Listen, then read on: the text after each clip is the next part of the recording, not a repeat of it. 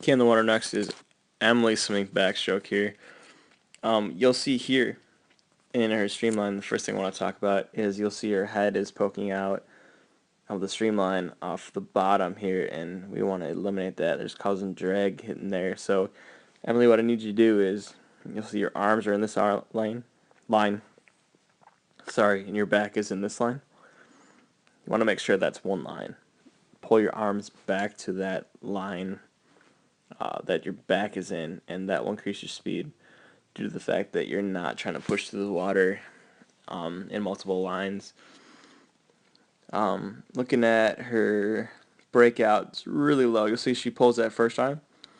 Again, arm pulls, first arm goes, and we want to be breaking the surface with that.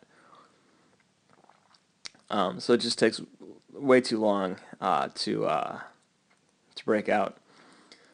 First thing to note, we'll take a look at this kick. Pretty nice looking kick there. A little bit of a pause as we transfer over. I like the size of it. I think we just need to kick faster. Overall, just a higher tempo on the kick. Moving on, let's take a look at the body line here. So you'll note, we'll go right here. You'll note here, at times it's flat, which is good. And then at times we're not so flat.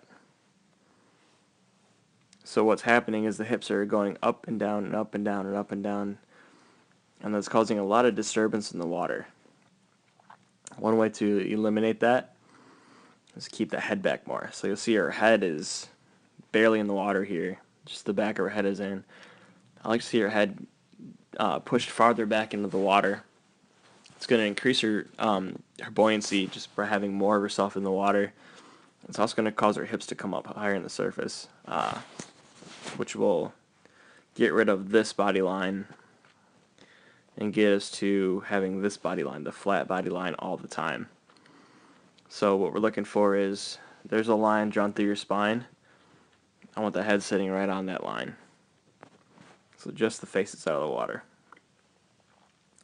Looking at her rotation here, what you'll see is the shoulders move and then the hips follow. So right here, the shoulders, as she transferred over here, her shoulder moved, her right shoulder's coming down, and her hips are lagging behind a little bit, which is causing kind of an awkward gait. If I play it in fast motion, you can see it a little bit clearer. So what we're trying to do here, Emily, is I want you to make sure the shoulders and hips are in line all the time. So you see how the shoulders come down and the hips kind of follow. It causes like a waver in your hips every time you hit the water and take a stroke. We need to make sure we concentrate on trying to keep the shoulders and hips in line together all the time. It'd be much easier again if you have your head back and your hips high in the water the whole time too.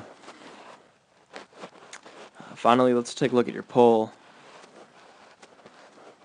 I like how the pinky is dropping in, extend it out.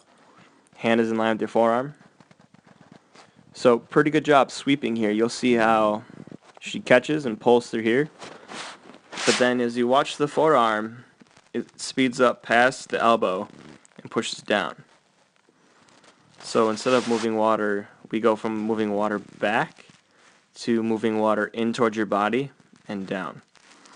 When you get to here, I need your elbow speed, so your elbow, and your forearm and hand speed.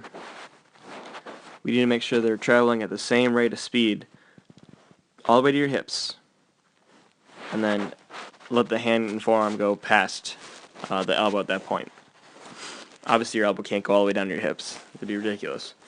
But as you pull through here, so you catch, as you pull through, don't let your hand and forearm go past your elbow, because after here, you start dropping water and you start to push water in towards yourself instead of back. So, one more time. It's catch and pull, and then keep holding water as you press back. Okay? Alright. Other than that, really nice job. So let's increase up on the kick. Lay the head back, bring the hips up. Keep the shoulders and hips in line as you rotate. And then again, it's catch and press without turning the hand in towards your body. Good job, Emily.